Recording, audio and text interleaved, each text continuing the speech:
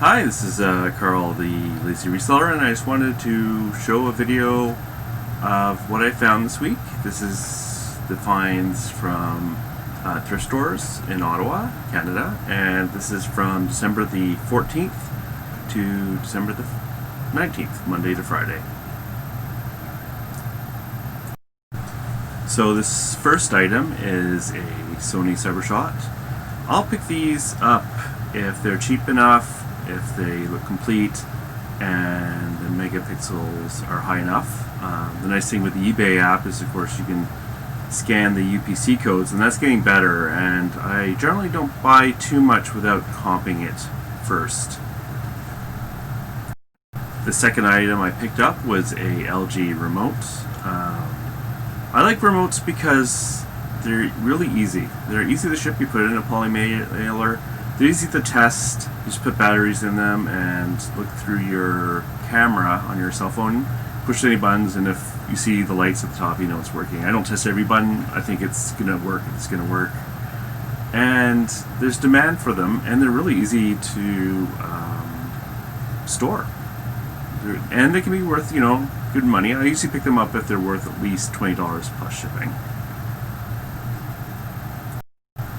This third item, I'll admit, is a rare one. It's a new in box Sony Walkman. This is one of the Walkmans that doesn't have cassettes, and Sony Walkmans can be worth a lot of money. I find the used ones work maybe 50%, but I'm willing to take that risk, even with not being able to return them right now to Value Village, because even unworking for parts, sometimes they can be worth money. And there's a bit more to testing. You want to make sure the rewinds and fast forwards and plays, and it can be a little difficult to know if it's playing at a good speed or not. And often they can be corrosion in the battery compartment, but usually I'll take some alcohol and clean that out, and it works pretty good. They're still worth picking up, but this one here is new in box. And if this one had cassettes in it, it'd be worth a scary amount of money. But this one is still worth good money. And honestly, if something is new and truly sealed, you want to make sure it actually is sealed and not just someone's put it back together. It's so easy to list because you don't have to test or anything. And again, it's easy to take pictures, and it's easy to store, and in this case, easy to ship. This next item I found this week was a TI-84 Plus. This is kind of like a bread and butter kind of bolo item.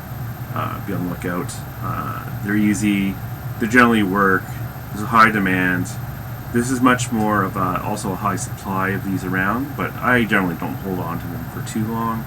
And again, it's easy to test, easy to take pictures, easy to ship, easy to store. It's like perfect, and they can be worth good money. I think this one's worth around 50, but some of the other ones can be worth much more, 80 and up. So I think calculators are a good thing to take some time to study and be able to spot.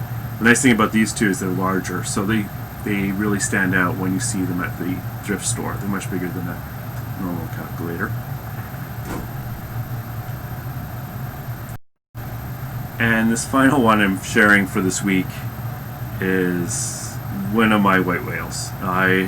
This Hero Quest, which, while a bolo, you're not going to find it that often, to be honest. And board games, I like board games for whatever reason. Board games I won't pick up unless they're worth probably 40 to 50 plus shipping, because with board games there's often pieces missing. They often take a lot of counting, and they're big, so the shipping is higher, so you pay fees on shipping.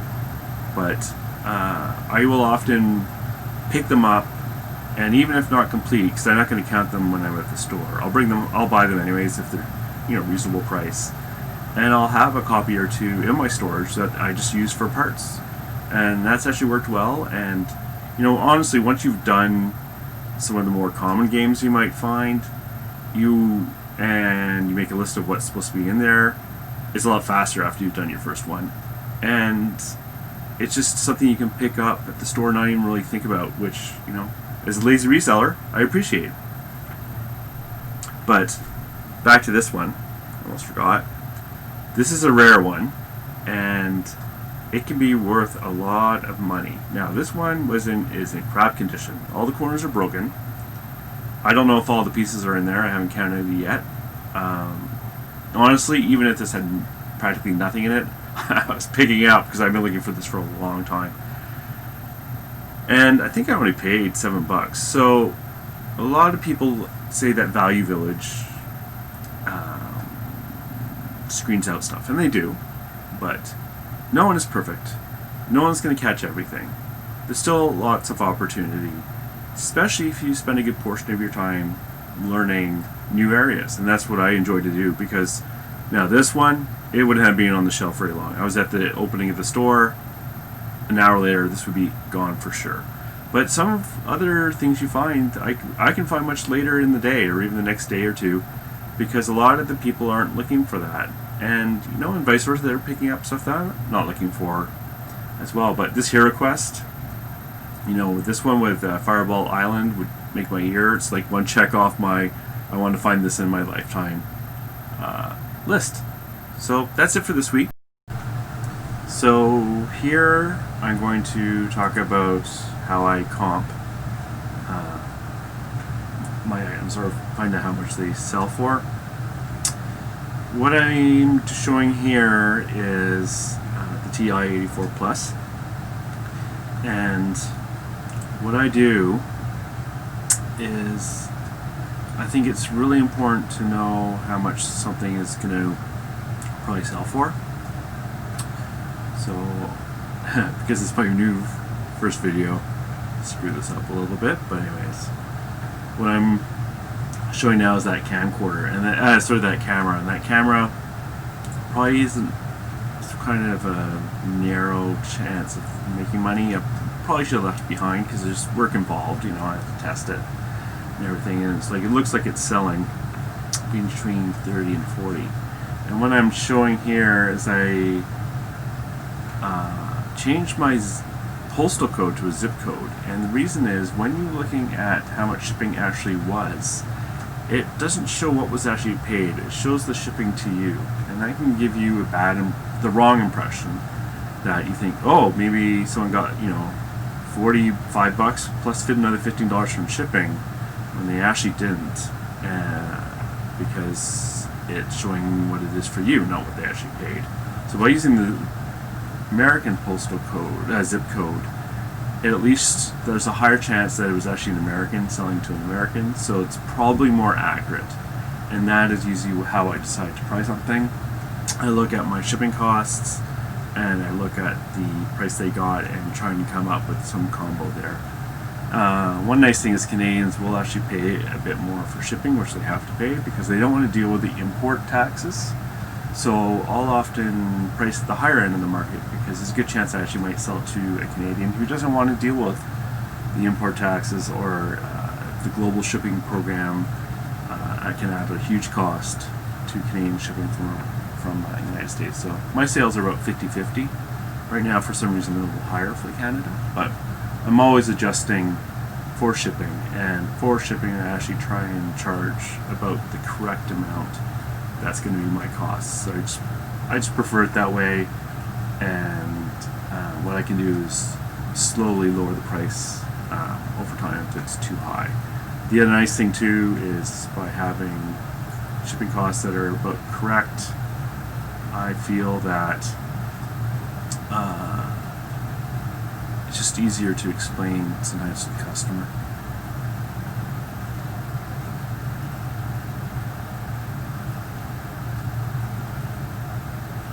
So here, I don't know what I'm talking about because I meant to capture both audio and video at the same time, but somehow I only captured the video. I'm sure it's fascinating what I'm talking about right now.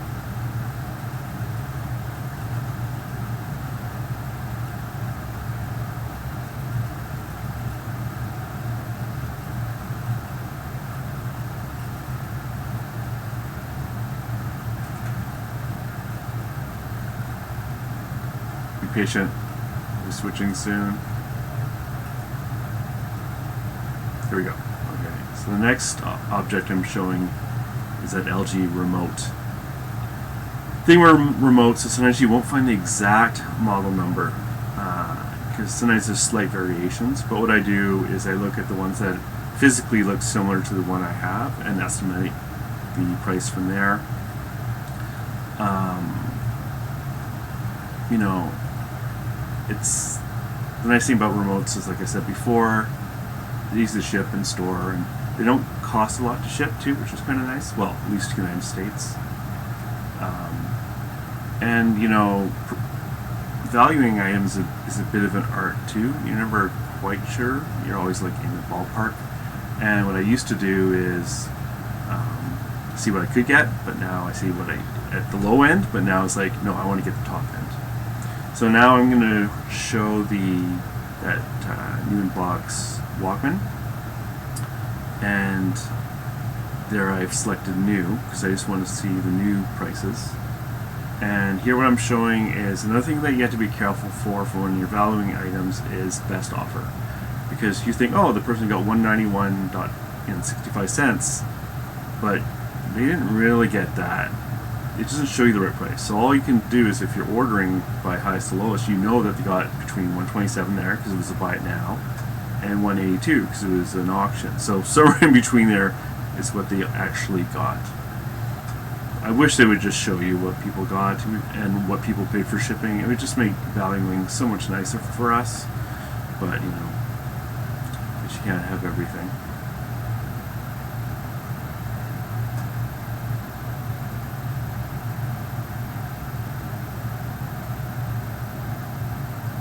I think for this one I actually do show how much I actually decided to list it for.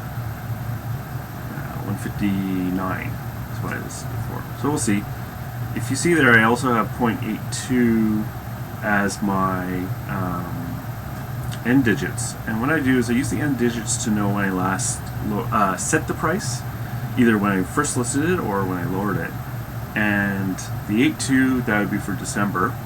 If it was for January the 1st, that would be a 9.1, one for December, and 9.2 would be February, and all the way up, and then November starts 8.1, and then December 8.2. If there's a better way to do that, please let me know, but I really like to know when I last lowered the price, because every month or so I will lower the prices, and it's nice to know when you last lowered it.